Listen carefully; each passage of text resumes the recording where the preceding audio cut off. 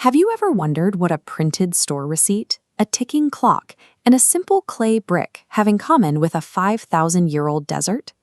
It turns out they all trace their roots back to a single region.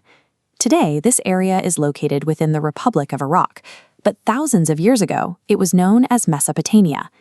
The name Mesopotamia describes exactly where it sits. It is built from two Greek words, mesos, which means middle, and potomos, which means river. Looking at this map, you can see exactly which two rivers gave the region its name. The Tigris and the Euphrates begin in the north and flow all the way south, emptying into the Persian Gulf. To summarize this first section for your notes, Mesopotamia literally means the land between two rivers. It is located in modern-day Iraq, and it is the foundational civilization where human beings first developed city life, literature, and science. If you traveled across Mesopotamia back then, you would notice a sharp divide in the landscape. In the north and northeast, you'd find wide, grassy plains with enough rain for farming. But head south, and the land turns into a blistering, dry desert. The southern desert does not look like a place where a major civilization could thrive. But every spring, the Tigris and Euphrates rivers overflowed their banks.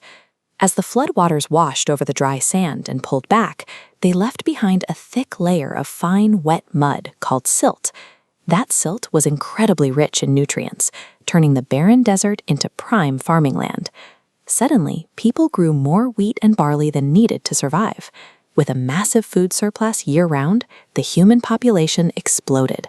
Instead of living in scattered farming villages, growing populations gathered together in single locations.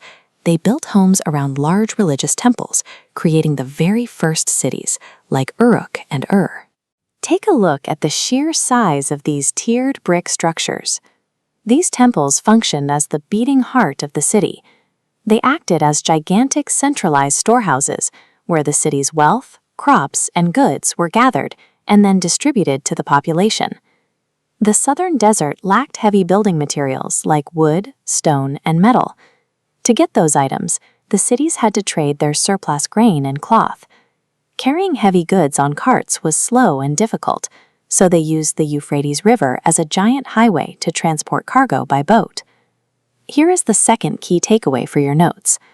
Southern farming, made possible by river silt, created a massive food surplus.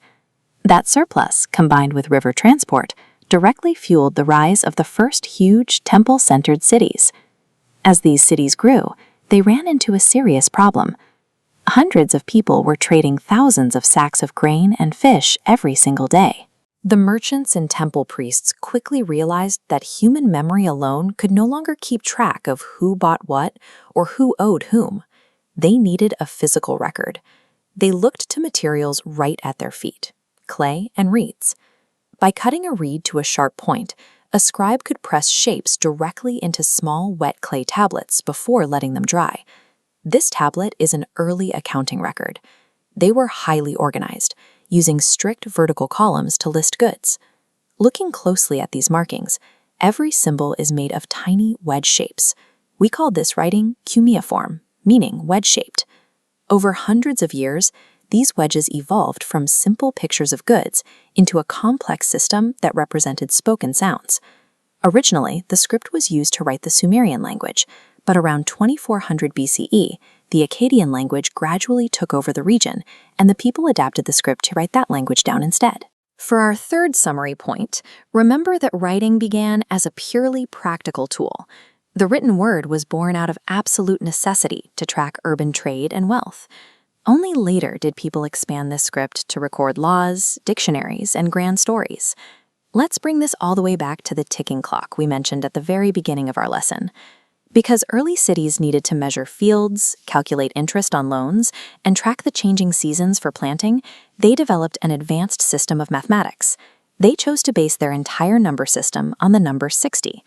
That exact base 60 system was passed down through the centuries and eventually right to us.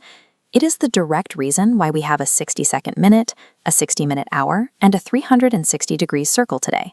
You can trace a clear chain reaction through history. The flooding rivers created surplus food. That surplus allowed people to gather in large cities.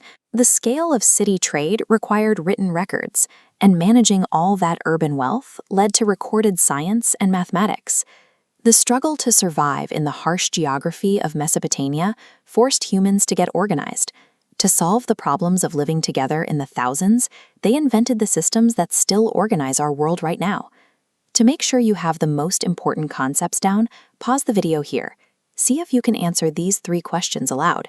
If you can, you are in great shape.